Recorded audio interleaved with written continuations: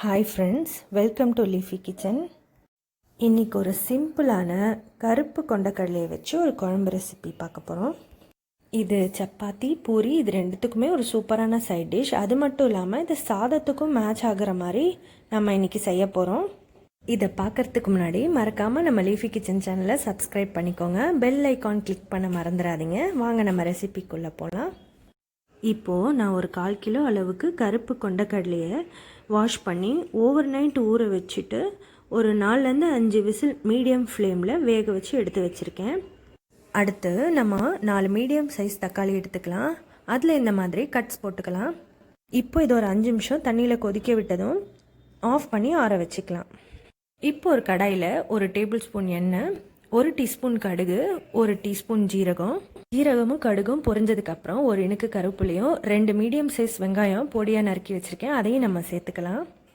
வெங்காயம் 2 நிமிஷம் வதங்கினதுக்கப்புறம் 1 டேபிள் ஸ்பூன் அளவுக்கு இஞ்சி பூண்டு பேஸ்ட் சேர்த்து அதையும் பச்சை வாசனை போகிற வரைக்கும் வதக்கிக்கலாம்.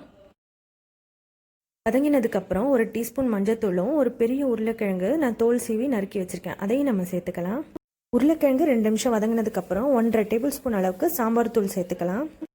லேசாக வதங்கினதுக்கப்புறம் குழம்புக்கு தேவையான அளவு நம்ம தண்ணி ஊற்றிக்கலாம். நல்லா மிக்ஸ் பண்ணிக்கோங்க.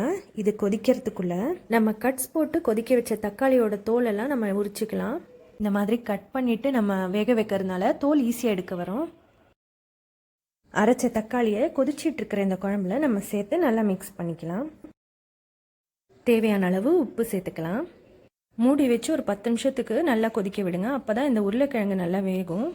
உருளைக்கிழங்கு ஆல்ரெடி நீங்கள் வேக வச்சுருந்தீங்கன்னா இந்த ஸ்டெப்பை நீங்கள் ஸ்கிப் பண்ணிக்கலாம். குழம்போட மசாலாலாம் இந்த கடையில் ஏறுறதுக்காக மிக்ஸ் பண்ணி ஒரு 5 நிமிஷம் கொதிக்க வச்சுக்கோங்க.